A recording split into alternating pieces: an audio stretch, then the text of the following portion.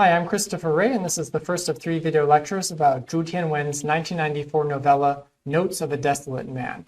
I also recommend that you watch the brief video lecture that I made about Zhu Tianwen's life and works. The title character in Notes of a Desolate Man refers to himself as a gay man.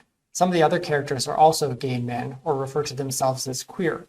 In this video lecture, I want to talk about Notes of a Desolate Man in relation to queer culture, but not just as a reflection of queer culture. I also want to use queer as a verb and talk about how Notes of a Desolate Man queers Taiwan and queers other things as well. This novella was written during the peak, at least in North America, of the global HIV/AIDS crisis. This is an epidemic or a pandemic that is still ongoing today. And so there's a sense of crisis that pervades the work, and this is a work that doesn't know how the history of HIV/AIDS is going to end. So when the narrator writes on page 1 that this is an age of prophecy, history is not over yet, and we are making some guesses about what the future holds. There are some unique things about queer culture in Taiwan. It's sometimes referred to as 同志文化, comrade culture. So what does that mean? But Taiwan is also a significant place in world queer history, you could say, as being the first Asian country to legalize same-sex marriage. So I'll talk a little bit about that history, but I want to make the argument that that history is not just a history of a subgroup of Taiwanese society. It is in its representations, in its outlook, and in some of its theoretical possibilities, much, much broader than that. So I'll give a couple of examples about how queer representational practices or historiography, as represented in this particular novel, could be said to be diverging from a heteronormative nationalism towards a queer statelessness. And I also want to mention that the notion of gay cosmopolitanism or statelessness, or a purview and outlook that is not just bound by the nation state, is not unique to Zhu Tianwen. So we'll look at a couple of other examples as well. One of the questions that we'll start to answer in this video lecture is why in the 1990s would a heterosexual 30-something-year-old woman want to write in the voice of an aging gay man? Of course, we have to recognize that these are normative categories. They are not facts. They are perceptions. They are culturally formed. And so I think this is a novel that is very interested in culture and in definitions and in categories. This is a novel that can be bewildering in its array of cultural references. And I'll have a separate video lecture speaking specifically about what's going on with all of this name dropping. But this is a novel that also sometimes strikes a tone that sounds like an incantation. It seems to use almost quasi-religious language. And so why use this language to describe a health crisis? In the opening pages of the novel, we learn that Yao, the narrator's friend who is dying in a hospital bed in Tokyo, had contracted HIV in the 1980s in North America. HIV is a virus that attacks the immune system so that the body can't ward off other infections. And it was in the 1980s that the medical community identified and gave a name to AIDS and to the HIV virus that causes it. By 2021, we've already had 36 million deaths worldwide caused by HIV/AIDS.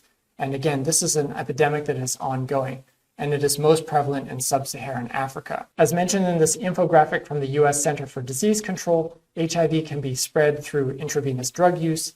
It can be spread from mother to child through, say, breast milk, through blood transfusions, through organ transplants, and through unprotected sex. And AIDS was peaking in the United States around the time that Zhu Tianwen was writing Notes of a Desolate Man. As you can see from this chart, also from the Center for Disease Control, 2 of the at-risk populations that had the highest rates of infection were gay men, or men who have sex with other men, and intravenous drug users. Notes of a Desolate Man, of course, is a novel. It is not a government survey. It is not a history. And so how does it represent AIDS in literary terms? Well, it represents AIDS as being an epochal thing. This is the end of an era. There's a way of life that has come to an end because of this disease. AIDS is an existential threat, and it's been forcing individuals to come to terms with how they live, who they are, and what the meaning of existence is. AIDS is also transnational. Yao is from Taiwan. He was infected in North America. Now he's dying in Japan. And the things, the texts, and the people that our narrator uses to try to make sense of this trauma that's affecting his life are from all over the world. Notes of a Desolate Man also represents AIDS as discourse. AIDS, this crisis, gave rise to all of this philosophizing, all of the stream of consciousness narration, all of these memories, these musings, and these recounting of experiences. So this work that is shot through with death could be taken as something of a requiem for this bygone age of wildness. Queer culture in Taiwan has its own unique history, as I mentioned before. Taiwan can be proud indeed to be the first nation in Asia to legalize same-sex marriage just in 2019. It is also people in Taiwan who appropriated the common term comrade, 同志, which was ubiquitous in the mainland. It was used by communists. It was also used by nationalists to say we are people of common purpose, to become a slang term for homosexuals. So this was appropriated by the LGBT community for their own self-empowerment purposes. And we have a mention on page 3 here of Ayao preaching comradely love, comradely counterattacks. This is the 同志 that's being referred to here. And there are many comrades out there, including in the literary realm. One of the boldest, who was writing over a decade before Zhu Tianwen's novella, was Bai Xianyong, who published what is considered to be the first gay novel in Taiwan back in 1983, 孽子, or Crystal Boys. This work has recently been adapted for the stage. Bai Xianyong himself is a remarkable figure. He's something of a queer icon, partly for being openly gay and for having written Crystal Boys. He is also a literary modernist who's written a lot of fiction, who has edited periodicals back since the 1960s, who is a dramatist who's put on many productions of a new adapted version of The Peony Pavilion. He also wrote a 2-part memoir about his father and did several other books about him as well. His father was Bai Chongxi, who was a Muslim and was also the leading general under Chiang Kai-shek fighting against the Japanese. And so he was this very macho, uber-nationalist figure. But according to Bai Xianyong, his father was actually quite tolerant of his son being a little bit different. And beyond Bai Xianyong and Zhu Tianwen, Taiwan has a very vibrant queer literary scene. Taiwan also has a vibrant queer cinema scene, one of its leading representatives being the director Cai Mingliang, who here is recreating an iconic scene from one of his films. So what is compelling about the figure of the mortally ill homosexual man, or of the childhood friend he leaves behind? Or put a slightly broader and more personal way, even if you don't care about gay politics or queer politics, why might this novel be of interest?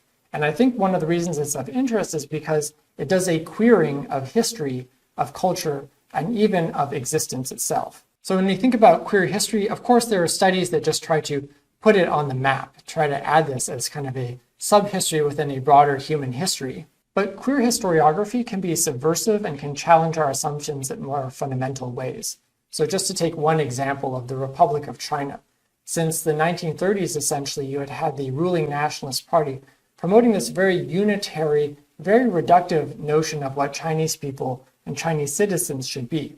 They should all be healthy. They should all be straight. They should all be masculinist. They should produce children for the nation. They should fight for the nation. They should be ardent patriots.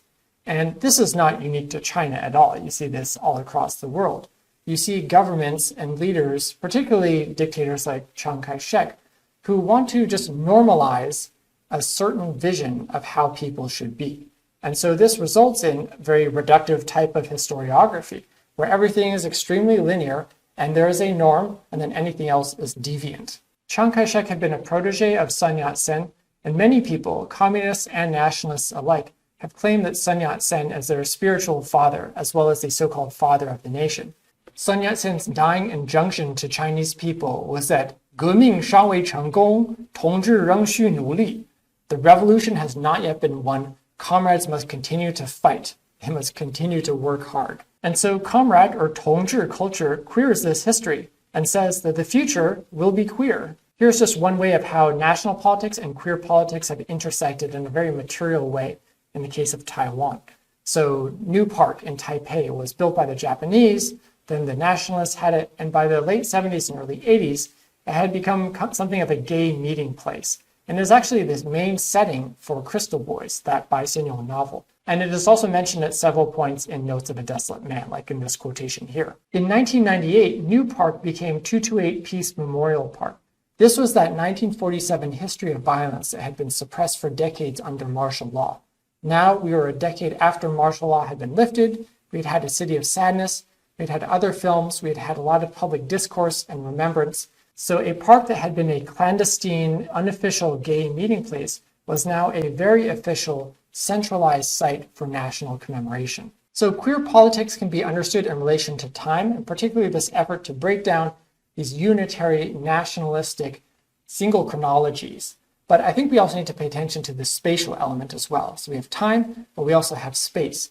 And we also have plenty of examples, particularly from Taiwan artists like the filmmaker Ang Lee, who represent homosexuality again and again as a symbol of a common humanity or of a cosmopolitan vision. So The Wedding Banquet is a really good example because it was made and released around the same time that Zhu Tianwen was working on Notes of a Desolate Man. In The Wedding Banquet, we have a gay man from Taiwan who is living with his partner in New York City. His parents have been pressuring him from afar to get married soon. And so to get them off his back, he decides he's going to arrange a sham marriage with one of his tenants, who is an immigrant from China. And she's looking for a green card so that she become a US citizen.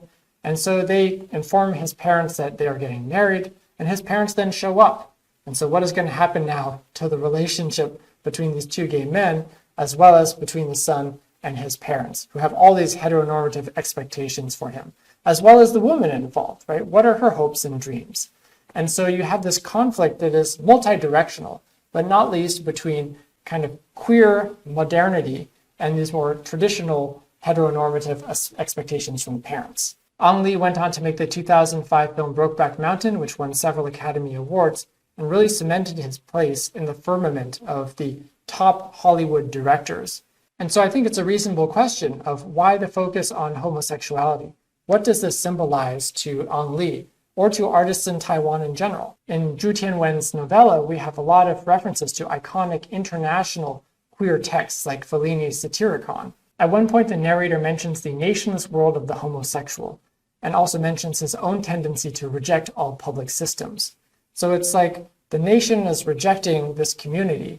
And so you're kind of in permanent exile. You're a permanent cosmopolitan. I think we could even push this one step further and take Notes of a Desolate Man as having some allegorical resonances with the state of Taiwan politically, in terms of geopolitics, and that Taiwan is essentially a pariah state. The international community does not recognize Taiwan because it is forced not to by the People's Republic of China.